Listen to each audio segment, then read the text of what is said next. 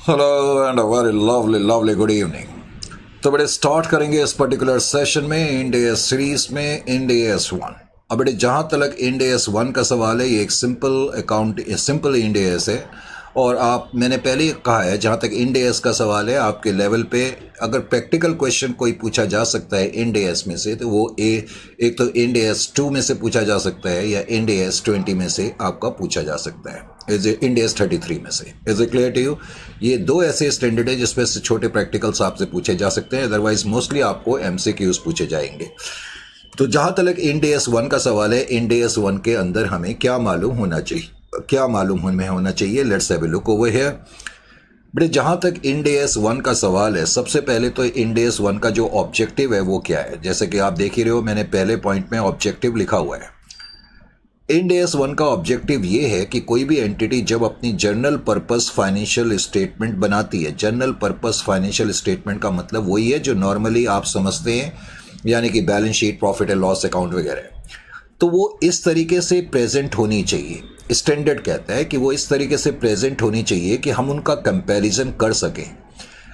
एक तो एंटिटी की अपनी ही प्रीवियस फाइनेंशियल स्टेटमेंट से, यानी कि हमारी एंटिटी ने जनरल पर्पस फाइनेंशियल स्टेटमेंट बनाई है करंट ईयर में, तो करंट ईयर की जो फाइनेंशियल स्टेटमेंट होनी चाहिए, उनकी प्रेजेंटेशन इस तरीके से होनी चाहिए कि उनका कंपैरिजन करा जा सके एंटिटी की पिछले साल की या प्रीवियस ईयर्स की जो हमारी फाइनेंशियल स्टेटमेंट है उनसे। एक तो ये पॉइंट है। दूसरा पॉइंट ये है कि एक एंटिटी अपनी जनरल पर्पस फाइनेंशियल स्टेटमेंट को इस तरह से प्रेजेंट करे कि हम उनका कंपैरिजन दूसरी एंटिटीज की जनरल पर्पस फाइनेंशियल स्टेटमेंट से भी कर सकें। ये हमारा पहला ऑब्जेक्टिव है। इसमें यही चीज़ मैंने लिखी है जो मैंने आपको बताई। फिर पैराग्राफ 2 ये कहता है, यानी कि इसमें अगला पॉइंट है एप्लीकेशन के बारे में, कि ये इंडिया एस कौन सी एंटिटीज़ पे अप्लाई करता है। जहाँ तक एंटिटीज़ का सवाल है, इस पॉइंट का मतलब ये है कि ये जो इंडिया एस है वो सभी एंटिटीज़ पे अप्लाई करता है। जितनी भी एंटिटीज़ हैं उन सारी एंटिटीज़ पे ये अप्लाई करता है। Is it clear to you? सारी एंटिटीज़ पे अप्लाई करता है, इंक्लूडिंग ऐसी एंटिटीज़ पे भी अप्लाई करता है जिनको कंसोलिडेटेड फाइनेंशियल स्टेटमेंट बनानी पड़ती हैं इंडिया एस 110 के हिसाब से। ये जब तुम हायर लेवल पे जाओगे तो तुम्हें इंडिया एस 110 के बारे में तुम पढ़ोगे, तो उसमें तुम देखोगे कि कोई कंपनी पेरेंट कंपनी कहलाती है तब अगर उस कंपनी का कंट्रोल किसी दूसरी कंपनी में 50% से ज़्यादा का है। सपोज पी लिमिटेड नाम की कोई कंपनी है और उसने एस लिमिटेड के 50% से ज़्यादा के शेयर खरीदे हैं, तो मैं बोलूँगा पी पेरेंट कंपनी है और ये सब्सिडियरी कंपनी है, क्योंकि ये हमारे कंट्रोल के अधीन है, ये हमारे कंट्रोल के अंदर है। ऐसी सिचुएशन में इंडिया एस 110 ये कहता है कि पेरेंट कंपनी को कंसोलिडेटेड फाइनेंशियल स्टेटमेंट बनानी है। तो पॉइंट क्या है कि ये जो इंडिया एस 1 है वो ऐसी कंपनीज को भी अडॉप्ट करना पड़ता है जिनको कंसोलिडेटेड फाइनेंशियल स्टेटमेंट बनानी होती है। एक तो ये कहता है, और कहता है ये ऐसी एंटिटीज़ को भी अडॉप्ट करना पड़ता है जो सेपरेट फाइनेंशियल स्टेटमेंट भी बनाती हैं।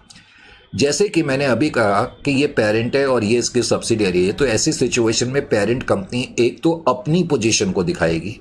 अपनी पोजीशन को जो फाइनेंशियल स्टेटमेंट के थ्रू दिखाया जाता है उसको हम सेपरेट फाइनेंशियल स्टेटमेंट बोलते हैं। एक तरह से वो इंडिविजुअल फाइनेंशियल स्टेटमेंट भी है, लेकिन उनको सेपरेट फाइनेंशियल स्टेटमेंट बोला जाता है। और हमें कंसोलिडेटेड फाइनेंशियल स्टेटमेंट बनानी पड़ती हैं जिसमें कि हम पूरे ग्रुप की पोजीशन, यानी कि पेरेंट और सब्सिडियरी के एसेट्स और लायबिलिटीज़ को मिला करके लिखते हैं। तो ये इंडिया एस, चाहे मैं सेपरेट फाइनेंशियल स्टेटमेंट बनाऊं चाहे कंसोलिडेटेड फाइनेंशियल स्टेटमेंट बनाऊं, तब भी ये इंडिया एस अप्लाई करेगा। इसका मतलब है इंडिया एस में जो प्रेजेंटेशन को कि आइटम्स किस तरीके से प्रेजेंट होने चाहिए या फाइनेंशियल स्टेटमेंट का स्ट्रक्चर किस तरीके से होना चाहिए, उन चीज़ों को मुझे फॉलो करना पड़ेगा, ये कहने का मतलब है। फिर इसमें अगला पॉइंट मैंने लिखा है पर्पस ऑफ फाइनेंशियल स्टेटमेंट। अब 11-12 से आप पढ़ते चले आ रहे हैं, आपको मालूम है कि एक एंटिटी अपनी फाइनेंशियल स्टेटमेंट क्यों बनाती है। फाइनेंशियल स्टेटमेंट को बनाने के पीछे पर्पस क्या होता है। इससे पहले जब आप क्लास 11th में थे, 12th में थे, या इससे पहले के लेवल ऑफ एजुकेशन में जब थे, आपको मालूम है एक एंटिटी अपनी फाइनेंशियल स्टेटमेंट बनाती है अपनी फाइनेंशियल परफॉर्मेंस को ऑफ कोर्स एसेस करने के लिए, देखने के लिए, एस्टिमेट करने के लिए। और उसके अलावा हमें मालूम है कि जो किस कंपनी होती है उसकी फाइनेंशियल स्टेटमेंट में बहुत सी पार्टीज़ होती हैं जो इंटरेस्ट रखती हैं, चाहे वो मैनेजमेंट खुद हो, चाहे ओनर्स हो, चाहे डायरेक्टर्स हो, चाहे क्या बोलते हैं गवर्नमेंट हो, चाहे पोटेंशियल इन्वेस्टर्स हो, क्रेडिटर्स हो, फाइनेंशियल इंस्टीट्यूशंस हो, गवर्नमेंट हो, हजारों पार्टीज होती है जिनका इंटरेस्ट होता है कंपनी की फाइनेंशियल स्टेटमेंट में। तो ये स्टैंडर्ड क्या कहता है? ये स्टैंडर्ड कहता है कि जब कोई एंटिटी अपनी फाइनेंशियल स्टेटमेंट को बनाए तो फाइनेंशियल स्टेटमेंट का पर्पस क्या होना चाहिए। आप जब फाइनेंशियल स्टेटमेंट बना रहे हैं तो आपका पर्पस क्या होना चाहिए? आपका पर्पस ये होना चाहिए कि आप अपनी एसेट्स की जानकारी दें, आप अपनी लायबिलिटीज़ की जानकारी दें, आप अपनी इक्विटी की जानकारी दें। इक्विटी जब हम वर्ड यूज़ करते हैं तो इसका मतलब share capital plus reserve and surplus. समझ में आया? इंड एस में रिजर्व एंड सरप्लस को अदर इक्विटी भी कहते हैं। तो इक्विटी के अंदर दो चीज़ें आती है, शेयर कैपिटल और अदर रिजर्व। यानी कि आप अपने शेयर कैपिटल के बारे में बताएं, अपने रिजर्व्स के बारे में बताएं, आप अपने इनकम के बारे में बताएं, एक्सपेंस के बारे में बताएं, गेन्स के बारे में बताएं, लॉसेस के बारे में बताएं। उसके अलावा कंट्रीब्यूशंस बाय का मतलब है कि जो ओनर्स है उन्होंने बिजनेस में कितना पैसा लगाया है। एंड डिस्ट्रीब्यूशन टू ओनर्स का मतलब आपकी कंपनी ने ओनर को कितना अमाउंट डिविडेंड के रूप में दिया है। इन चीज़ों की भी आप इंफॉर्मेशन दें और अपने कैश फ्लो की इंफॉर्मेशन दें। समझ में आया? तो बेसिकली ये इंड एस कहता है कि जब आप फाइनेंशियल स्टेटमेंट प्रिपेयर करते हैं तो आपकी फाइनेंशियल स्टेटमेंट को प्रिपेयर करने का लक्ष्य क्या होना चाहिए, उद्देश्य क्या होना चाहिए, मकसद क्या होना चाहिए। तो मकसद क्या होना है? मैंने क्या बताया? To provide information regarding your assets, regarding your liability, regarding your equity, income, expenses, gains, losses, etcetera, and contribution made into the entity by the what we call owners, and distributions means dividend paid to the owners, and also information regarding the cash flow. उसके बाद standard कहता है कि जब कोई entity complete set of financial statement बनाती है तो इसका बेसिकली क्या मतलब है। जब मैं complete set of financial statement की बात करता हूं इंड एस में, इंड एस 1 कहता है कि कोई भी ऐसी एंटिटी, देखो जाहिर है कि ये हम इंड एस की बात कर रहे हैं तो इसका मतलब हम ऐसी एंटिटी की बात कर रहे हैं जो इंड एस को फॉलो कर रही है। समझ में आया? मैंने आपको बताया हुआ है कि इंडिया में 2 सेट ऑफ अकाउंटिंग स्टैंडर्ड चल रहे हैं। एक तो वो सेट है जिसको हम एग्जिस्टिंग अकाउंटिंग स्टैंडर्ड कहते हैं और एक ऐसा सेट है जिसको हम इंड एस कहते हैं। जो इंड एस है वो इंटरनेशनल अकाउंटिंग स्टैंडर्ड पर बेस्ड सेट है। तो इंडिया में कुछ कंपनीज जिन्होंने इंड एस के दिए हुए क्राइटेरियाज को जो मीट करती हैं, वैसे सिंपल वर्ड्स में कोई भी ऐसी कंपनी जो लिस्टेड कंपनी है, कोई भी ऐसी कंपनी जो लिस्टेड है या लिस्ट होने वाली है यानी कि लिस्टिंग के प्रोसेस में है, करेक्ट, उन कंपनीज को इंड एस फॉलो करना पड़ता है। कोई भी ऐसी कंपनी जिसका कि नेटवर्थ 250 करोड़ से ज़्यादा का है, 250 करोड़ से ज़्यादा का अगर उसका नेटवर्थ है, नेटवर्थ का सिंपल वर्ड्स में मतलब शेयर होल्डर्स फंड होता है। नेटवर्थ का मतलब शेयर होल्डर्स फंड होता है और शेयर होल्डर्स फंड का मतलब क्या होता है? Share capital plus reserves less value less assets. तो कोई भी ऐसी कंपनी जो लिस्टेड है या लिस्ट होने वाली है, या कोई भी ऐसी कंपनी चाहे वो लिस्टेड हो अनलिस्टेड हो, अगर उसका टर्नओवर 250 करोड़ से उसका नेटवर्थ अगर ज़्यादा है तो उसको इंड एस फॉलो करने पड़ते हैं। तो जब हम इंड एस की बात करते हैं, जब मैं यहाँ बोलता हूँ एंटिटी, तो मैं इसका मतलब ऐसी एंटिटी की बात कर रहा हूँ जो इंड एस को फॉलो कर रही है। तो स्टैंडर्ड क्या कहता है? क्योंकि इंड एस 1 का जो ताल्लुक है वो प्रेजेंटेशन ऑफ फाइनेंशियल स्टेटमेंट से है कि कोई एंटिटी जब अपनी फाइनेंशियल स्टेटमेंट को फॉलो करेगी तो कैसे करेगी। तो वो इंड एस 1 कहता है कि कोई भी एंटिटी जब अपनी फाइनेंशियल स्टेटमेंट बनाए तो complete set of financial statement होना चाहिए। अब complete set of financial statement का क्या मतलब है? Complete set of financial statement का मतलब है जैसे कि मेरा ये करंट ईयर है, ये मेरा करंट ईयर है, मान लेते हैं ये करंट ईयर है, करेक्ट, ये करंट ईयर है। तो करंट ईयर के एंड में एक तो मुझे बैलेंस शीट बनानी पड़ेगी, नो डाउट अबाउट दैट। यानी कि फाइनेंशियल स्टेटमेंट में एक तो क्या आती है? बैलेंस शीट आती है। दूसरा, मुझे करंट ईयर का एक स्टेटमेंट ऑफ पीएनएल भी बनानी पड़ती है। Is it clear to you? Statement of PNL भी बनानी पड़ेगी। तीसरा, मुझे एक और चीज बनानी पड़ती है जिसको हम बोलते हैं statement of changes in equity. ये भी तुम हायर लेवल पे पढ़ोगे, statement of changes in equity. मैंने अभी बताया कि इक्विटी का मतलब क्या होता है। इक्विटी का मतलब होता है share capital plus other equity. और ये अदर इक्विटी का क्या मतलब है? अदर इक्विटी का मतलब होता है basically reserve and surplus. End S में हम रिजर्व एंड सरप्लस को अदर इक्विटी बोलते हैं। तो हमारी शेयर कैपिटल में क्या बदलाव आए, अदर इक्विटी के आइटम में क्या बदलाव आए, हमें उसकी भी एक स्टेटमेंट बनानी पड़ती है। समझ में आया? एक तो balance sheet, statement of PNL, statement of changes in equity. उसके अलावा हमें एक statement of changes in cash flows, एक हमें कैश फ्लो स्टेटमेंट भी साथ में बनानी पड़ती है। यानी कि तुमने 4 चीज़ें तो देख ही ली, balance sheet, statement of P&L, statement of changes in equity. मैंने कहा MCQ बेस्ड क्वेश्चन बता सकते हो और कुछ नहीं तुम्हारा आएगा। और तुम्हें ये मालूम होना चाहिए कि टाइटल जैसे AS1 है तो वो किससे डील करता है, यानी कि टाइटल की एक्सप्लेनेशन मालूम होनी चाहिए। Statement of changes in cash flow बनानी पड़ती है और उसके अलावा हमें नोट्स बनाने पड़ते हैं। लेकिन अगर मैं पूरी बातचीत करूँ तो सपोज कोई एंटिटी है, मैंने कहा मान लेते हैं उसका करंट ईयर ये है, तो जब हम करंट ईयर की फाइनेंशियल स्टेटमेंट बनाते हैं तो हमें कंपैरेटिव पीरियड की फाइनेंशियल स्टेटमेंट भी बनानी पड़ती है। कंपैरेटिव पीरियड का क्या मतलब है, लास्ट ईयर की भी फाइनेंशियल स्टेटमेंट बनानी है। सपोज आप एक एंटिटी हो, तो जब आप अपना कंप्लीट सेट ऑफ अकाउंटिंग करोगे तो आपको क्या क्या चीज़ें बनानी पड़ेंगी। एक तो करंट ईयर के एंड में बैलेंस शीट बनानी पड़ेगी, बिकॉज आपको कंपैरेटिव फाइनेंशियल स्टेटमेंट बनानी है तो लास्ट ईयर की भी आपको बैलेंस शीट बनानी पड़ेगी, तभी तो आप कंपेयर कर पाओगे। आपको करंट ईयर का प्रॉफिट एंड लॉस अकाउंट भी बनाना पड़ेगा, लास्ट ईयर का भी statement of profit and loss account बनाना पड़ेगा, तभी तो कंपैरिजन हो सकता है। बात समझ में आई है। उसके अलावा मैंने कहा statement of changes in equity बनानी पड़ेगी, वो मुझे लास्ट ईयर की मैं नहीं भी बनाता तो कोई बात नहीं, करंट ईयर की बनानी पड़ेंगी। और उसके अलावा हमें नोट्स भी देने पड़ते हैं। तो इसका मतलब कंप्लीट सेट के अंदर एक तो बैलेंस शीट आता है, स्टेटमेंट ऑफ P&L आता है, statement of changes in equity आता है, statement of changes in cash flows आता है और नोट्स आते हैं। Is it clear to you? वैसे तो ये 5 चीज़ें ही आती हैं जो मैंने यहाँ पर लिखी भी है, वैसे तो ये 5 चीज़ें ही आती हैं, लेकिन कभी कभी किसी एंटिटी को एक एडिशनल बैलेंस शीट भी बनानी पड़ती है। हालांकि तुम्हारे लेवल से थोड़ा सा ऊंचा पॉइंट है, वो इसलिए क्योंकि मैंने कहा तुम्हारे इतना डीपली नहीं होता, फिर भी जस्ट अब पढ़ ही रहे तो आपको जस्ट मैं बताता ही चलूँ। मैंने अभी कहा कि जैसे मैं करंट ईयर के लिए अपनी फाइनेंशियल स्टेटमेंट बना रहा हूँ, तो लॉजिकली मुझे एक तो बैलेंस शीट करंट ईयर के एंड में बनानी पड़ेगी, एक लास्ट ईयर के एंड में भी बनानी पड़ेगी। लेकिन रेयर सर्कमस्टेंसेस में कभी कभी मुझे लास्ट ईयर की ओपनिंग डेट को भी बैलेंस शीट बनानी पड़ती है, लास्ट ईयर के ओपनिंग डेट को भी बैलेंस शीट बनानी पड़ती है। इसको हम बोलते हैं एडिशनल बैलेंस शीट। ये तब बनानी पड़ती है अगर किसी एंटिटी ने अपनी अकाउंटिंग पॉलिसी में कोई चेंज लाया है और वो चेंज रेट्रोस्पेक्टिवली है। रेट्रोस्पेक्टिवली का मतलब पीछे से, पहले से। जैसे हम अपनी अकाउंटिंग पॉलिसी, जैसे हम अभी करंट ईयर पे हैं, 10 साल पहले अब हमने करंट ईयर में ये सोचा कि भाई हमारी अकाउंटिंग पॉलिसी में चेंज तो आना चाहिए, या हम नई पॉलिसी अडॉप्ट करना चाहते हैं लेकिन हम इसको अडॉप्ट करेंगे 10 साल पहले से, यानी कि अब मुझको पीछे से चेंज करना पड़ेगा। तो जब कोई एंटिटी अकाउंटिंग पॉलिसी में चेंज लाती है या किसी आइटम को रीस्टेट करती है, जैसे मैंने गलती से कोई आइटम लिख दिया था 4-5 साल पहले, मुझे अब करंट ईयर में मैं उसको ठीक करना चाहता हूँ, तो मुझे रेट्रोस्पेक्टिव इफेक्ट है, समझ में आया? रीस्टेट करने का मतलब है। या हम कोई रीक्लासीफाई करना चाहते हैं एक आइटम को, जैसे कि हमने पहले करंट नॉन करंट गलत कर दिया था, अब हम उसको रीक्लासीफाई करना चाहते हैं।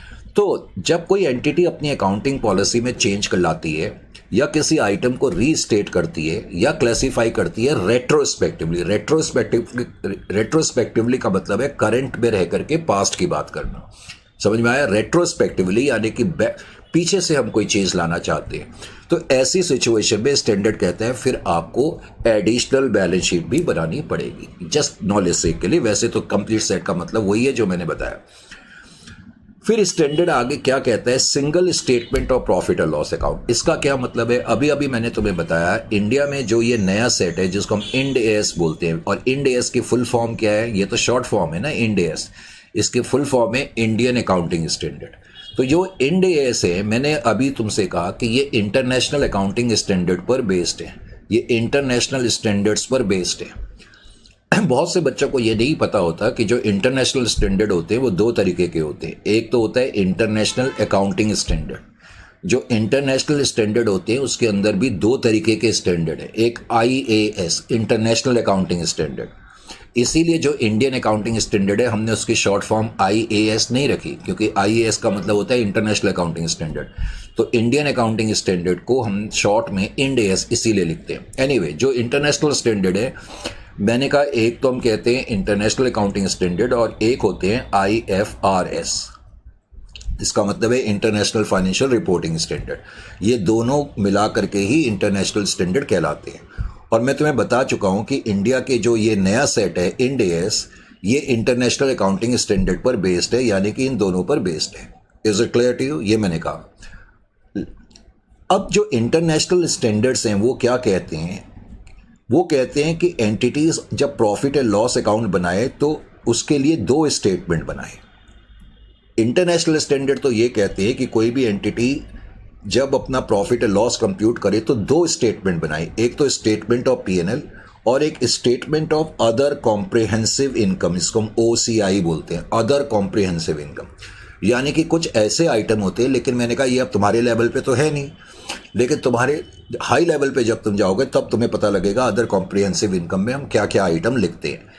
जस्ट वैसे जैसे कोई फॉरेन एक्सचेंज गेन हो गया या कोई एसेट रीवैल्यूएशन रिजर्व क्रिएट हो गया, वो जनरली अदर कॉम्प्रिहेंसिव इनकम में लिखा जाता है। इंटरनेशनल स्टैंडर्ड तो ये कहते हैं कि जो प्रॉफिट एंड लॉस अकाउंट है उसके लिए 2 स्टेटमेंट बनाई जाए, लेकिन इंड एस, हमने तो इंड एस पढ़ना है, तो इंड एस 1 ये कहता है कि एंटिटीज को एक ही statement, single statement of PNL, एक ही स्टेटमेंट बनानी है। यानी कि इंडिया में जो कंपनी इंड एस को फॉलो करेंगी, वैसे इंड एस को फॉलो करने का मतलब directly indirectly international accounting standard को ही फॉलो करना है, लेकिन इंडिया ने ये रूल बनाया हुआ है कि हम एक ही स्टेटमेंट ऑफ पीएनएल बनाएंगे और उसको 2 पार्ट में डिवाइड करेंगे। जो लोअर पोर्शन होगा उसको statement of other comprehensive income कहा जाता है, और इसमें वो आइटम लिखे जाते हैं, मैंने कहा कि जो पीएनएल में नहीं लिखे जाते हैं। Is it clear to you? ऐसे items of income and expense जो पीएनएल में नहीं लिखे जाते उनको अदर कॉम्प्रिहेंसिव इनकम में लिखा जाता है। ये तुम्हें मालूम होना चाहिए, यानी कि तुम्हें एमसीक्यू के एंगल से मालूम होना चाहिए कि इंडिया में एक ही स्टेटमेंट ऑफ पीएनएल होती है। फिर इसमें अगला पॉइंट है explicit and unreserved statement of compliance. इसका क्या मतलब है?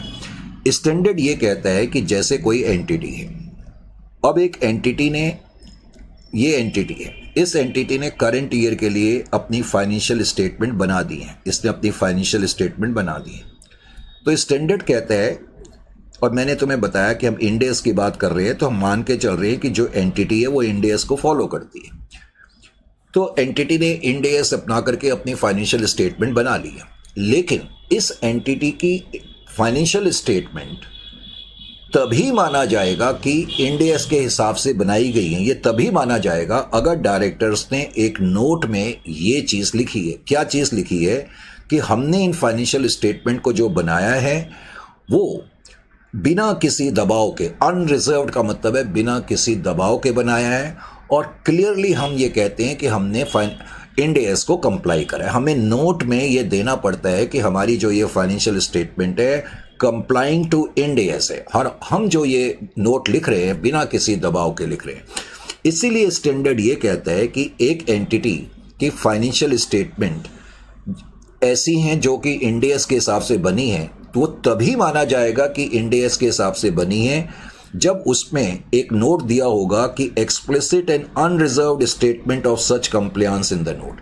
यानी कि नोट में हमने, एक्सप्लिसिट का मतलब क्लियरली ये लिखा हुआ है, और अनरिजर्व्ड का मतलब है बिना किसी दबाव के। हमने क्लियरली और बिना किसी दबाव के ये माना है कि ये जो स्टेटमेंट्स हैं ये फाइनेंशियल स्टेटमेंट को कंप्लाई कर रही हैं, ये हमें लिखना पड़ता है। Is it clear to you? तब ये माना जाएगा कि एंटिटी की ये जो फाइनेंशियल स्टेटमेंट है इंड एस के अनुसार बनी हुई है। मान लो एक एंटिटी ने इंड एस को फॉलो कर करके फाइनेंशियल स्टेटमेंट बनाई और एंटिटी ने नोट में ये नहीं लिखा, तो तब ये नहीं माना जाएगा कि एंटिटी ने की ये जो फाइनेंशियल स्टेटमेंट है इंड एस को कंप्लाई कर रही है। Is it clear to you?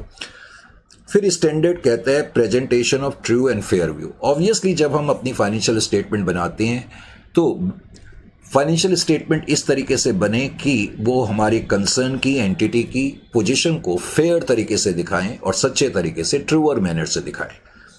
एक एंटिटी की financial statement true and fair view प्रदर्शित कर रही हैं, ऐसा तब माना जाता है जब एंटिटी ने अपनी फाइनेंशियल स्टेटमेंट को बनाते वक्त अपनी अकाउंटिंग पॉलिसी का चयन इंड एस 8 के हिसाब से करा है, number 1।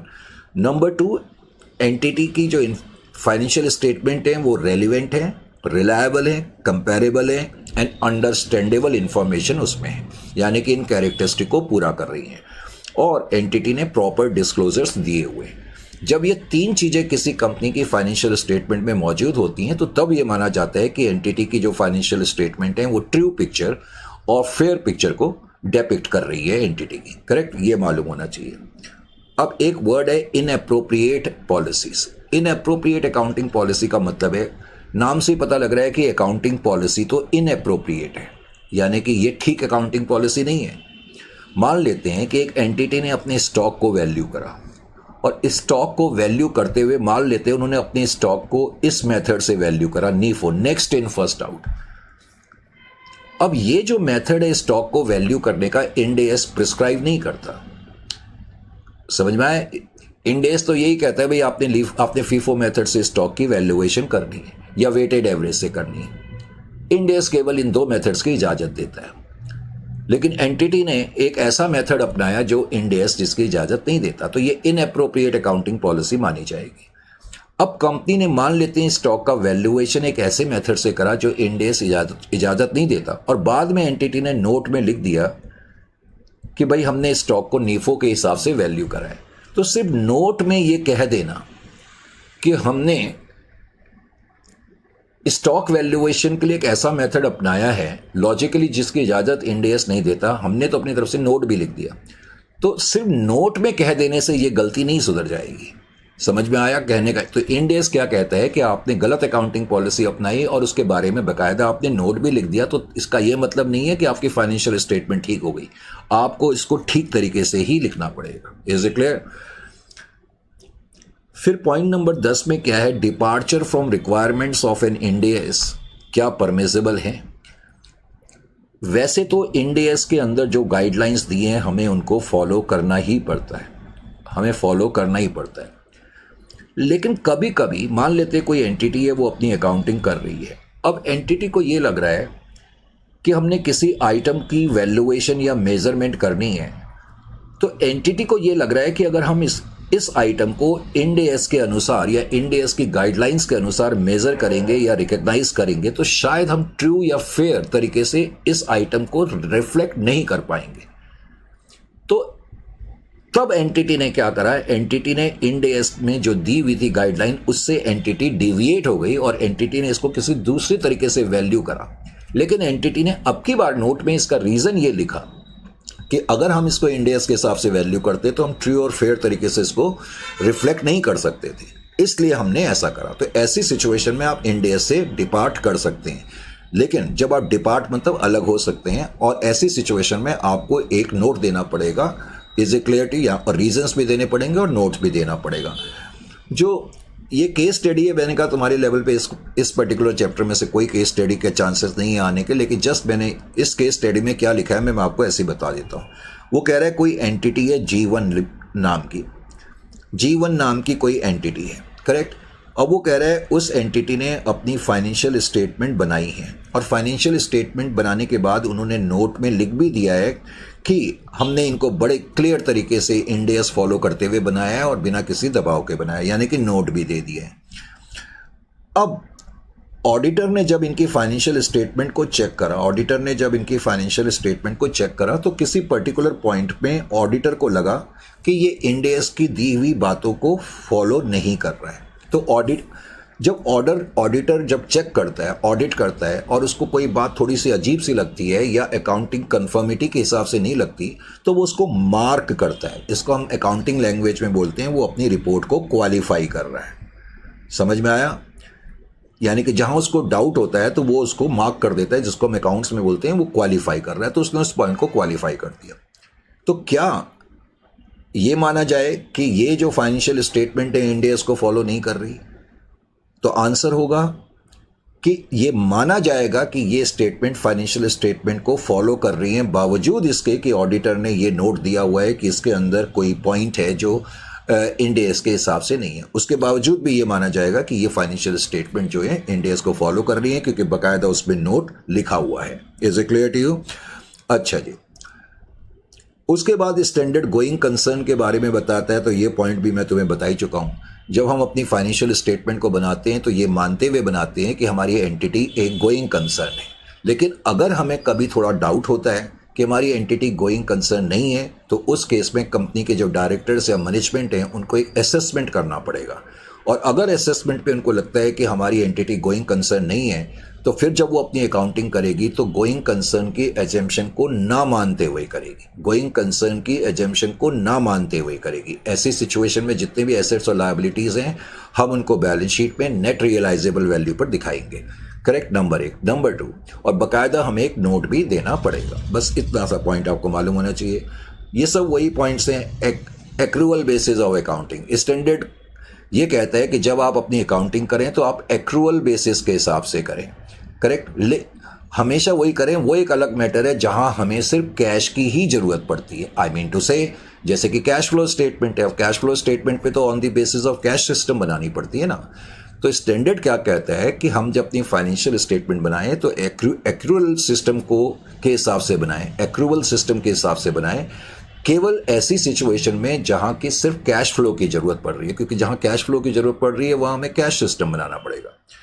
Materiality and aggregation standard कहता है जब हम अपनी फाइनेंशियल स्टेटमेंट बनाए तो जितने भी मटेरियल आइटम है, इंपॉर्टेंट आइटम है, अगर वो सिमिलर नेचर के हैं, जैसे मान लेते हैं किसी एंटिटी में कुछ प्लांट्स हैं, वो एंटिटी बहुत सारे प्लांट्स यूज़ करती है, कुछ टाइप 1 के प्लांट हैं, कुछ टाइप 2 के प्लांट हैं, कुछ टाइप 3 के प्लांट हैं।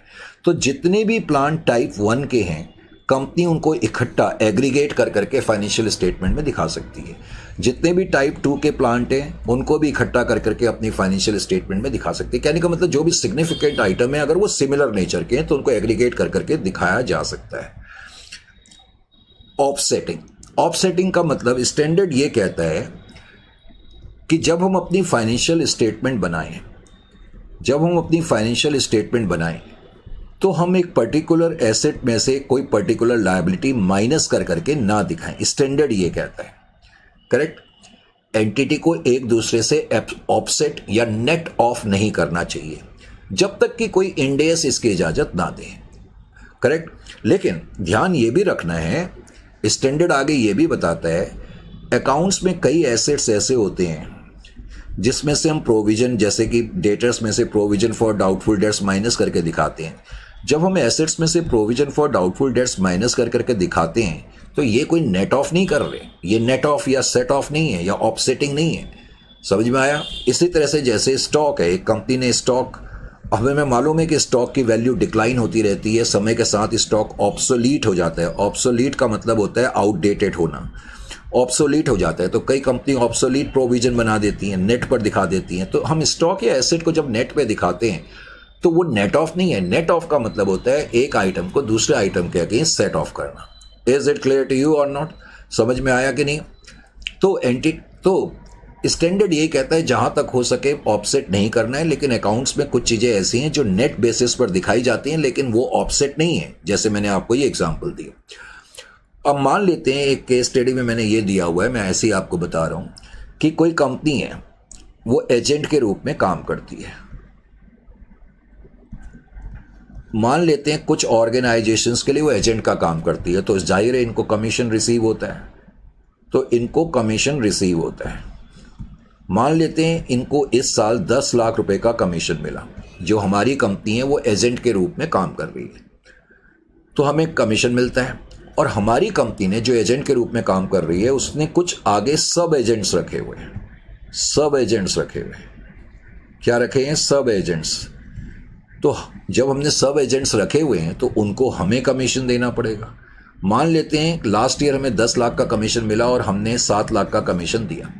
अब अगर मैं अपनी फाइनेंशियल स्टेटमेंट में सिर्फ 3 लाख दिखा दूं तो जो यूजर्स हैं फाइनेंशियल स्टेटमेंट के उनको पूरी इंफॉर्मेशन नहीं मिलेगी। तो इसलिए जरूरी है कंपनी बकायदा ये बताए कि हमें 10 लाख मिले हैं और हमने 7 लाख रुपए का खर्चा करा है, यानी कि ग्रॉस बेसिस पर इसको दिखाना चाहिए। फिर अगला पॉइंट जो है फ्रीक्वेंसी ऑफ रिपोर्टिंग से। फ्रीक्वेंसी ऑफ रिपोर्टिंग का क्या मतलब है? स्टैंडर्ड कहता है कि एंटिटी को एटलीस्ट साल में एक बार अपनी फाइनेंशियल स्टेटमेंट बनानी चाहिए। फिर कंपैरेटिव इंफॉर्मेशन के बारे में अभी मैंने तुम्हें बता ही दिया। कंपैरेटिव इंफॉर्मेशन के बारे में मैंने बताया, जब हम करंट ईयर की फाइनेंशियल स्टेटमेंट बनाते हैं तो हमें पिछले साल की भी इंफॉर्मेशन देनी पड़ती है। Is it clear to you? फिर कुछ लम्हा पहले मैंने अभी तुमसे कहा कि जब कोई कंपनी अपना कंप्लीट सेट ऑफ अकाउंटिंग बनाती है तो कंप्लीट सेट, मैंने कहा एक तो करंट ईयर की बैलेंस शीट, एक लास्ट ईयर की बैलेंस शीट, यानी कि हमें 2 बैलेंस शीट बनानी पड़ती हैं। फिर मैंने कहा कि करंट ईयर की स्टेटमेंट ऑफ प्रॉफिट और लॉस अकाउंट और लास्ट ईयर की बनानी पड़ती है, यानी कि 2 स्टेटमेंट ऑफ P&L बनानी पड़ती हैं। इस 2 हमें स्टेटमेंट ऑफ कैश फ्लो बनानी पड़ती हैं, तभी कंपैरिजन होगा। और 2 statement of changes in equity बनानी पड़ती हैं और हमें नोट्स देने पड़ते हैं। तो मिनिमम ये मतलब है। ये पॉइंट तुम्हें इसकी ज़रूरत नहीं है एडिशनल इन्फॉर्मेशन की, ये मैंने तुम्हें बता ही दिया। मैंने तुम्हें बताया कंप्लीट सेट में कभी कभी मुझे एडिशनल बैलेंस शीट बनानी पड़ती है, और मैंने कहा वो एडिशनल बैलेंस शीट मुझे ओपनिंग डेट को बनानी कब पड़ेगी, जब एंटिटी ने रेट्रोस्पेक्टिवली कोई चेंज करा है। करेक्ट। वैसे तो मिनिमम हमें यही बनाना पड़ता है, लेकिन कभी कभी मुझे एक एडिशनल बैलेंस शीट, जिसको हम थर्ड बैलेंस शीट कहते हैं, ओपनिंग डेट की बैलेंस शीट भी बनानी पड़ती है, क्योंकि करंट ईयर के एंड में तो मुझे बनानी पड़ेगी, करंट ईयर के एंड में, लास्ट ईयर के एंड में। उसके अलावा लास्ट ईयर की ओपनिंग डेट को भी balance sheet, additional balance sheet तब बनानी पड़ती है जब एंटिटी ने कोई रेट्रोस्पेक्टिवली अपनी अकाउंटिंग पॉलिसी में चेंज करा है, या कोई रीस्टेट करा आइटम को, या रिक्लासिफाई करा है। फिर स्टैंडर्ड कुछ ये कहता है आइडेंटिफिकेशन ऑफ फाइनेंशियल एसेट। अब ये आइडेंटिफिकेशन ऑफ फाइनेंशियल एसेट का क्या मतलब है, फाइनेंशियल स्टेटमेंट। देखो, एक कंपनी जब अपनी फाइनेंशियल स्टेटमेंट रिलीज करती है तो आपको मालूम है कंपनी की एक एनुअल स्टेटमेंट होती है, एनुअल रिपोर्ट्स बोलते हैं इनको। अब आपने कभी किसी कंपनी की एनुअल रिपोर्ट्स नहीं देखी होंगी, लेकिन एनुअल फाइनेंशियल स्टेटमेंट्स जो होती हैं, सॉरी मैंने एनुअल रिपोर्ट्स लिखी, जो कंपनी की एनुअल फाइनेंशियल स्टेटमेंट्स होती हैं, एनुअल फाइनेंशियल स्टेटमेंट शॉर्ट में लिख दिया AFS, एनुअल फाइनेंशियल स्टेटमेंट जो होती हैं, जनरली एक छोटी से छोटी कंपनी की भी बात करें तो कम से कम उसमें 40 से 50 पेजेस होते हैं।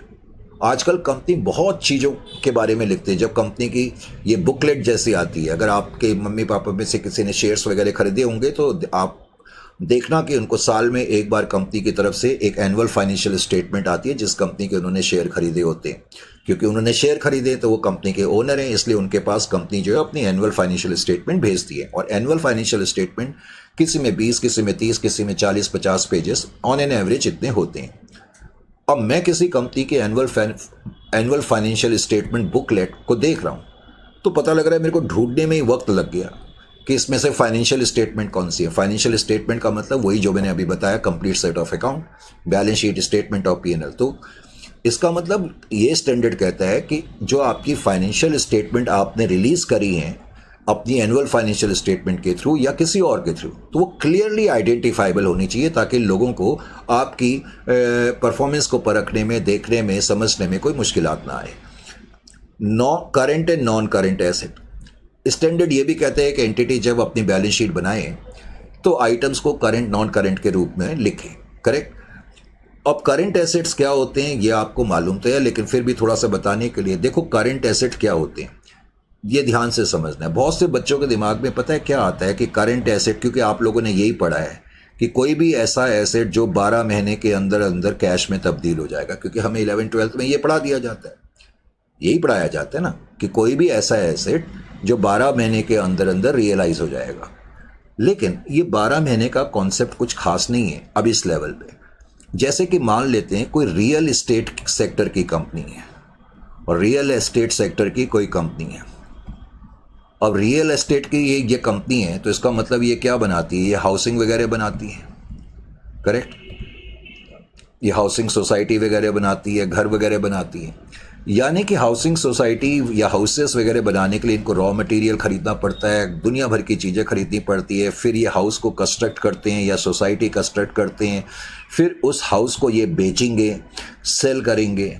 करेक्ट। उसमें भी ये क्रेडिट में सेल करते हैं। खैर एनीवे, कहने का मतलब है, देखो जब एक कंपनी ने अपने प्रोडक्ट को बनाया, पहले रॉ मटेरियल खरीदे, घर बनाया और उसको बेचा, तो ऐसा करते करते तो 4-5 साल लग जाएंगे। यानी कि हम कह सकते हैं एक रियल एस्टेट सोसाइटी के लिए नॉर्मल अकाउंटिंग साइकिल 4 से 5 साल पीरियड का होता है। और नॉर्मल अकाउंटिंग साइकिल का मतलब वही है कि हम रियलाइज कब करेंगे कैश। यानी कि अब वो 12 महीने का भूल जाओ, नॉर्मल अकाउंटिंग साइकिल तुमने याद रखना है। Is it clear to you? तो वो किसी एंटिटी के लिए 4-5 साल भी हो सकती है, किसी एंटिटी के लिए 12 महीने भी हो सकती है। नॉर्मली एंटिटीज के लिए 12 महीने माना जाता है, इसमें भी कोई डाउट नहीं है, लेकिन मैंने कहा वो 12 महीने से ज़्यादा का पीरियड भी हो सकता है। तो अब तुम्हें करंट एसेट के बारे में क्या मालूम होना चाहिए कि कोई भी ऐसा आइटम जो एक एंटिटी एक्सपेक्ट करती है क्या to realize the asset or intend to sell it or consume it within the normal accounting cycle. Suppose मैं तुम्हें ये कहूँ कि कोई रियल एस्टेट कंपनी है और उसकी नॉर्मल अकाउंटिंग साइकिल 3 साल की है, तो उनके पास एक घर पड़ा हुआ है, तो और वो घर कंपनी को लगता है कि 2.5 साल में कंपनी रियलाइज करेगी, तो उसको करंट एसेट माना जाए या नहीं माना जाए? माना जाए, क्योंकि वो with in the operating cycle है। ऑपरेटिंग साइकिल मैंने कहा कंपनी की 3 साल की है। तो कोई भी चीज़ जो नॉर्मल अकाउंटिंग साइकिल के अंदर अगर कंपनी उसको रियलाइज कर रही है, रियलाइज का मतलब है अल्टीमेटली कैश कलेक्ट कर रही है, या कंपनी उस एसेट को बेचना चाहती है या उसे कंज्यूम करना चाहती है नॉर्मल अकाउंटिंग साइकिल में, तो वो करंट एसेट की परिभाषा में आएगा। या फिर कंपनी ने उस एसेट को ट्रेडिंग पर्पस के लिए ही रखा हुआ है, बेचने बेचने के पर्पस के लिए रखा हुआ है, या फिर कंपनी को लगता है कि उस एसेट से हमें कैश मिल जाएगा अगले रिपोर्टिंग पीरियड के 12 महीने के अंदर अंदर। ये भी एक पॉइंट है कि जिस डेट को मेरा अकाउंटिंग पीरियड ख़त्म हो रहा है, अगर मुझे लगता है कि इस आइटम से अगले 12 महीने के अंदर अंदर ये रियलाइज हो जाएगा, यानी कि कैश वगैरह मिल जाएगा, तो मैं इसको करंट एसेट की परिभाषा में रखूँगा। उसके अलावा आपको ये तो मालूम ही है कि जो कैश होते हैं और कैश इक्विवेलेंट होते हैं, ये तो करंट एसेट है ही हैं, इसमें तो किसी तरह का कोई डाउट थोड़ी है, ये तो करंट एसेट है ही हैं। लेकिन यहाँ आपको एक चीज़ थोड़ी सी, वैसे हो सकता है ये आपके लेवल पे इतनी नहीं हो इम्पोर्टेंट, लेकिन मैं वैसे बता दूँ। सपोज एक कंपनी ने कैश रखा हुआ है बैंक में। देखो कंपनी, और मान लेते हैं कंपनी का ये जो कैश एट बैंक है किसी फॉरेन कम बैंक में है। बात समझ में आया? कंपनी ने कैश रखा हुआ है, ऑफ कोर्स ये कैश एट बैंक है, मेरी बैलेंस शीट का आइटम है, और ये फॉरेन बैंक में है। वैसे तो करंट एसेट है, क्योंकि ये कैश और कैश इक्विवेलेंट तो होती ही करंट एसेट है। लेकिन आपको जस्ट नॉलेज सेक के लिए मालूम ये होना चाहिए, मान लेते हैं ये फॉरेन बैंक जिस कंट्री में लोकेटेड है, उस कंट्री ने इस फॉरेन बैंक के ऊपर कुछ रेस्ट्रिक्शंस लगा रखी है। यानी कि इस फॉरेन बैंक के ऊपर कुछ रेस्ट्रिक्शंस लगा रखी है, यानी कि अगर आपका कैश एट बैंक किसी ऐसी कंट्री में है जहां की उस बैंक के ऊपर उस कंट्री के लॉ ने कुछ रेस्ट्रिक्शंस लगा के रखी हैं, तो उस केस में उसको करंट नहीं मानना है। Is it clear to you और नॉट? फिर उसको नॉन करंट की परिभाषा में ही हम इंक्लूड करेंगे, ये ध्यान रखना है। अब इसमें कुछ क्वेश्चन है, इसको आप कर सकते हो। जैसे वो कह रहे हैं एक एंटिटी है, उसके पास एक मशीन है, और एंटिटी मशीन मैन्युफैक्चर करती है और सेल के लिए करती है, और कह रहा है कंपनी की एक बिल्डिंग है, कंपनी ओन से मशीन कंपनी के पास एक मशीन है जिससे कि वो मैन्युफैक्चरिंग करती है गुड्स, और उन गुड्स को सेल करती है, और कंपनी के पास एक बिल्डिंग भी है जिसमें कि कंपनी अपने ऑपरेशन कैरी करती है। अब मैं तुमसे पूछूँ करंट है या नॉन करंट, तुम 1 मिनट में आंसर दे दोगे, क्योंकि मशीन और बिल्डिंग तो है ही नॉन करंट। लेकिन आंसर देना कैसे है? तो आप कैसे दोगे कि कंपनी के पास जो ये मशीन है और बिल्डिंग है नॉन करंट एसेट तो है? क्यों है? क्योंकि दे आर नॉट कैश और कैश इक्विवेलेंट। एक तो ये कैश और कैश इक्विवेलेंट नहीं है, तो इसलिए ये नॉन करंट है, और कंपनी एक्सपेक्ट भी नहीं करेगी कि ये नॉर्मल ऑपरेटिंग साइकिल में रियलाइज हो जाएंगे। करेक्ट? कंपनी ने इनको ट्रेडिंग पर्पस के लिए नहीं रखा हुआ, बेचने वेचने के लिए, और कंपनी को ये भी उम्मीद नहीं है कि रिपोर्टिंग पीरियड के अगले 12 महीने के अंदर अंदर हम इनसे पैसा हासिल कर लेंगे। तो ये मैंने इसमें कुछ क्वेश्चंस दिए हुए हैं जिनको कि तुम आसानी से कर सकते हो। तुम्हें मालूम है मैं तब तक कोई क्वेश्चन नहीं देता जब तक कि मुझे यकीन ना हो कि आप इसको कर लेंगे। Is it clear to you? अच्छा जी। उसके अलावा एक ये केस स्टडी है जो मैं आपको थोड़ी बता देता हूँ, लेकिन 5 मिनट का रेस्ट हम लेंगे और उसके बाद इसको अभी कंटिन्यू रखेंगे। अभी 5 मिनट का रेस्ट ले रहे हैं, उसके बाद कंटिन्यू रखेंगे।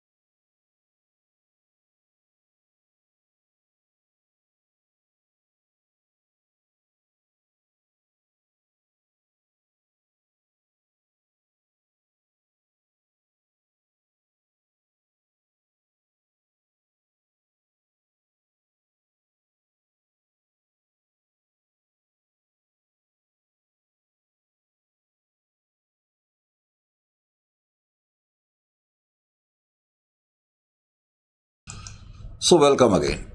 तो मैं कह रहा था ये जो केस स्टडी है, अब इस केस स्टडी में क्या दिया हुआ है वो कह रहा है, पहले मैं केस स्टडी पढ़ भी रहा हूँ और बता भी रहा हूँ।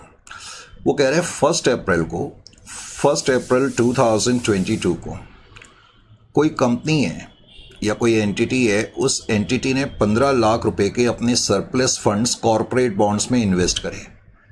15 लाख रुपए कंपनी ने इन्वेस्ट करे और कंपनी ने कुछ दूसरी कॉरपोरेट बॉन्ड्स का मतलब है किसी दूसरी कंपनी के बॉन्ड्स खरीदे हैं और कहता है इन बॉन्ड्स पे 8% इंटरेस्ट मिलेगा। ये 15 लाख रुपए के बॉन्ड्स हैं, करेक्ट। अब वो कह रहा है जिस कंपनी के एंटिटी ने बॉन्ड्स खरीदे हैं वो एंटिटी इंटरेस्ट की पेमेंट करेगी क्योंकि हमें इंटरेस्ट मिलेगा, लेकिन इंटरेस्ट की जो पेमेंट होगी वो 1 अप्रैल को होगी, करेक्ट, 1 अप्रैल को होगी। और जो ये पैसा कंपनी वापस करेगी वो 3 इंस्टॉलमेंट में करेगी। वो कह रहा है कंपनी जो ये पैसा वापस करेगी 15 लाख रुपए, कंपनी जिस कंपनी में मैंने पैसा लगाया वो कंपनी मेरा पैसा भी तो वापस करेगी ना। 3 साल तक हर साल मुझे इंटरेस्ट भी देगी, 3 साल के बाद पैसा भी देगी, लेकिन वो कह रहा है जो पैसा वापस करेगी 3 इंस्टॉलमेंट में करेगी और पैसा भी वापस कंपनी 1 अप्रैल को करेगी। फॉर एग्जाम्पल, यानी कि मैं 1/4/2022 को हूँ, पहले तो ये बात समझें। आप 1/4/2022 को हैं तो आपका अकाउंटिंग ईयर कब खत्म होगा? 31/3/2023 को अकाउंटिंग ईयर खत्म हो जाएगा। पहला साल तो ये खत्म हो गया ना आपका। तो कंपनी, जिस कंपनी में आपने पैसा लगाया है वो कंपनी आपको 1 अप्रैल 2023 को एक तो आपको इंटरेस्ट देगी। इंटरेस्ट आपको कितना मिलेगा? 8% ऑफ 15 लाख आपको इंटरेस्ट मिलेगा। 15 लाख का आप कंप्यूट करेंगे तो शायद ये 1,20,000 आ जाएगा। 1,20,000 का आपको इंटरेस्ट मिलेगा और जो आपने 15 लाख रुपए दिए हुए हैं वो भी कंपनी आपको 5 लाख रुपए वापस करेगी, क्योंकि कंपनी ने कहा है हम 3 इंस्टॉलमेंट में वापस करेंगे। यानी कि 1 अप्रैल को आपको एक तो इंटरेस्ट मिलना है और 5 लाख रुपए आपको डिवेंचर का प्रिंसिपल अमाउंट वापस मिलना है। अब ध्यान ये रखना है कि जब मैं 31/3/2023 को अपनी फाइनेंशियल स्टेटमेंट्स बनाऊंगा या फाइनेंशियल रिपोर्टिंग करूंगा, तो मैंने अभी तुमसे कहा था कि कोई भी पैसा जब रिपोर्टिंग, ये कौन सी डेट है, इसको हम बोलते हैं रिपोर्टिंग डेट। ये रिपोर्टिंग डेट है। रिपोर्टिंग डेट के 12 महीने के अंदर अंदर कोई भी पैसा अगर तुम्हें मिलना है तो वो करंट माना जाएगा। तो इस केस में क्योंकि ये पैसा आपको अगले दिन ही मिलना है और ये पैसा भी अगले दिन मिलना है, तो इन दोनों को तो करंट माना जाएगा। यानी कि इंटरेस्ट 1,20,000 का और प्रिंसिपल अमाउंट 5 लाख का करंट माना जाएगा और 15 लाख में से आपको 5 लाख तो मिल गए। अब जो बच गए 10 लाख उसको आपको नॉन करंट एसेट मानना पड़ेगा। नॉन करंट एसेट, क्योंकि एसेट है ना, आपने इन्वेस्टमेंट करी हुई है, उसको नॉन करंट मानना पड़ेगा। ये पॉइंट है इस क्वेश्चन में, तो ये आपको समझ में आ जाना चाहिए। केस स्टडी 5 आप कर सकते हैं, केस स्टडी 6 भी आप कर सकते हैं, करेक्ट, क्योंकि जो मैंने बताया उसके हिसाब से। अब ऐसी जो मैंने एक क्वेश्चन कराया करंट लायबिलिटी के बारे में, वो कह रहा है करंट लायबिलिटी के बारे में क्या कह रहा है कि करंट लायबिलिटी भी वही है जो आपने नॉर्मल अकाउंटिंग साइकिल के अंदर पैसा देना है, या आपने उस लायबिलिटी को रखा हुआ है ट्रेडिंग के पर्पस के लिए, यानी कि उसको यूज़ करने के लिए, फटाफट फ्रीक्वेंटली उसका मैं यूज़ करूं सेटल करने के लिए, या फिर रिपोर्टिंग डेट के 12 महीने के अंदर अंदर आपने उसको पे करना है, या फिर एक ऐसा अमाउंट जो रिपोर्टिंग डेट को आपके ऊपर है, यानी कि रिपोर्टिंग डेट है और रिपोर्टिंग डेट को आपके ऊपर कुछ दबाव है, ऑब्लिगेशन है। मान लेते हैं आपने किसी बैंक से लोन लिया हुआ है, करेक्ट, और आपकी रिपोर्टिंग डेट मान लेते हैं 31/3/2027 की है। इस तारीख को आप रिपोर्ट कर रहे हैं और ये पैसा आपने बैंक से लोन लिया हुआ है, लेकिन ये पैसा मान लेते हैं आपने 30 जून 2027 को वापस करना है, यानी कि रिपोर्टिंग डेट के 12 महीने के अंदर अंदर वापस तो करना है। लेकिन इस पैसे को आप डेफर नहीं कर सकते, यानी कि बैंक को ये नहीं बोल सकते कि मैं 12 महीने के बाद ये पेमेंट दूंगी। तो जब ऐसा आप नहीं कर सकते, यानी कि ड्यू डेट को पे करना ही करना है, रिपोर्टिंग डेट के 12 महीने के अंदर अंदर पे करना ही करना है, तो फिर वो करंट लायबिलिटी माना जाएगा।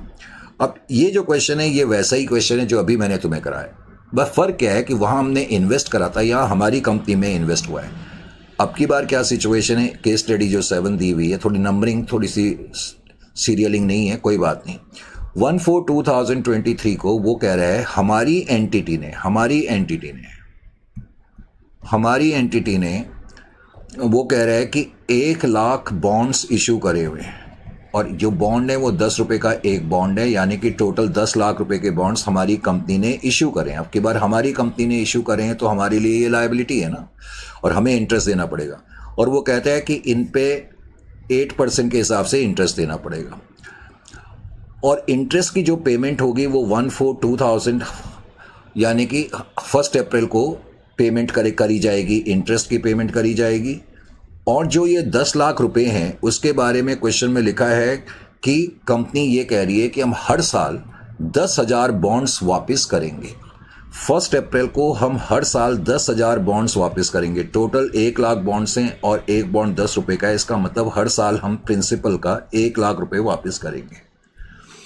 तो जाहिर है कि 1 अप्रैल को जब आप 1 अप्रैल 2024 को पहुंचेंगे, 1 अप्रैल 2023 के बाद 1 अप्रैल 2024 को पहुंचेंगे तो 8% इंटरेस्ट 10 लाख का 80,000 एक तो आपने पे करना है और आपने 1 अप्रैल 2024 को 1 लाख रुपए प्रिंसिपल अमाउंट पे करना है। अब जब आप ईयर के एंड में पहुंचेंगे 31/3/2024 को तो आपको ये मालूम है कि अगले दिन ही इंटरेस्ट पे करना है और अगले दिन ही हमने ये पे करना है, तो ये दोनों तो करंट माना जाएगा ना। तो 80,000 का इंटरेस्ट और 1 लाख का प्रिंसिपल तो करंट लायबिलिटी माना जाएगा। अब 10 लाख में से जो 9 लाख रुपए बच गए उसको आप नॉन करंट लायबिलिटी के रूप में लेकर के चलेंगे। Is it clear to you? और एक ये क्वेश्चन भी आप देख लो, वैसे आने के चांसेस तो कम है लेकिन फिर भी एन एंटिटी ने कह रहा है कुछ डिपॉजिट्स रखे हुए हैं। अब कह रहा है वो आपसे पूछ रहा है कि इनको करंट माना जाए या नॉन करंट माना जाए। तो कंपनी के कुछ इलेक्ट्रिसिटी डिपॉजिट है। आपको मालूम है कि जब हम कोई इलेक्ट्रिसिटी कनेक्शन लेते हैं तो हमें इलेक्ट्रिसिटी कंपनी के पास कुछ अमाउंट जो है वो डिपॉजिट करना पड़ता है। तो अमाउंट जो हम डिपॉजिट करते हैं क्या उसको मैं करंट मानूं या नॉन करंट मानूं? तो यहाँ लॉजिकली आपको सोचना पड़ेगा। जब आप इलेक्ट्रिसिटी कनेक्शन लेते हैं तो आप ये सोच के तो नहीं लेते ना कि 1 साल के अंदर अंदर हम इसको डिस्कनेक्ट करवा लेंगे, ऐसा सोच के तो नहीं लेते। आप उसको लंबे टाइम के लिए यूज़ करना चाहते हो, तो इस लॉजिक के साथ इसको नॉन करंट लायबिलिटी मानना चाहिए। फिर क्वेश्चन पूछ रहे हैं अगर कंपनी ने कुछ टेंडर डिपॉजिट मनी भरा है, जैसे मुझे कोई कॉन्ट्रैक्ट लेना है तो हम लोग टेंडर भरते हैं। टेंडर मतलब एक अप्लाई करते हैं, एप्लीकेशन फॉर्म्स भरते हैं। जैसे मान लेते हैं कोई कंपनी है वो अब होटल बनाना चाहती है, तो हम चाहते हैं कि ये प्रोजेक्ट हमें मिल जाए, तो हम क्या करेंगे, टेंडर भरेंगे। नॉर्मली जब हम टेंडर भरते हैं तो हमें कुछ इनिशियल डिपॉजिट रखना पड़ता है, इनिशियल डिपॉजिट देना पड़ता है। तो जो हमने टेंडर डिपॉजिट मनी भरा है क्या इसको करंट माना जाए, नॉन करंट? अब यहां हमें लॉजिकली आंसर देना पड़ेगा। अगर तो टर्म्स ये कहती हैं कि ये पैसा आपको रिफंड हो सकता है 12 महीने के अंदर अंदर, तब तो आप इसको करंट मान करके चलेंगे। लेकिन अगर टर्म्स ये कहती हैं कि 12 महीने के बाद ये पैसा रिफंड होगा तो उस केस में नॉन करंट आपको मानना पड़ेगा। आंसर मैंने लिखे हुए हैं, मैं आपको वैसे ही बता रहा हूं। ऐसी डीएसपी तो हमारा कुछ गवर्नमेंट से डिस्प्यूट चल रहा होगा, टैक्सेशन अथॉरिटी से, जीएसटी को लेकर के। तो जीएसटी को लेकर के डिस्प्यूट तो चल रहा है और हमने उसके लिए कुछ अमाउंट जो है डिपॉजिट भी करा हुआ है। जीएसटी डिपॉजिट तो करा हुआ है लेकिन हमारा डिस्प्यूट चल रहा है। अब लॉ से हमारा डिस्प्यूट चल रहा है तो इसको करंट माना जाए, नॉन करंट? तो अगर तो लॉ का डिसीजन हमें लगता है कि 12 महीने के अंदर आ जाएगा, अगर 12 महीने के अंदर आ जाएगा तो मैं इसको करंट मानूंगा। लेकिन अगर मुझे लगता है कि डिसीजन 12 महीने के बाद आएगा तो मुझे इसको नॉन करंट मानना पड़ेगा। इस तरीके से लॉजिकल आंसर्स देने हैं। उसके बाद फिर मैंने इनमें कुछ डिफरेंस भी बताया हुआ है, ये डिफरेंस भी आप पढ़ लेना। Is it clear to you? अपनी नॉलेज के लिए भी और थोड़ा सा आपको इसमें पता भी लग जाए। तो ये था आपका इंड AS 1, करेक्ट। तो इंड AS 1 हालांकि मैंने बहुत डिटेल में कराया, इतना डिटेल की जरूरत तो नहीं थी, लेकिन आपको मालूम है कि हम हर चीज़ बहुत डिटेल से कराते हैं। लेकिन ये डेफिनेटली आपके काफ़ी काम आएगा अगर इस नॉलेज को आप रखते हैं अपने पास। तो मिलते हैं फिर आफ्टर नेक्स्ट सेशन में और किसी नए स्टैंडर्ड के साथ। तो धीरे धीरे अब हम बिल्कुल कोर्स के फिनिशिंग एंड की तरफ आ गए हैं, ठीक है। मिलते हैं नेक्स्ट सेशन में। टिल देन टाइम टू से गुड बाय।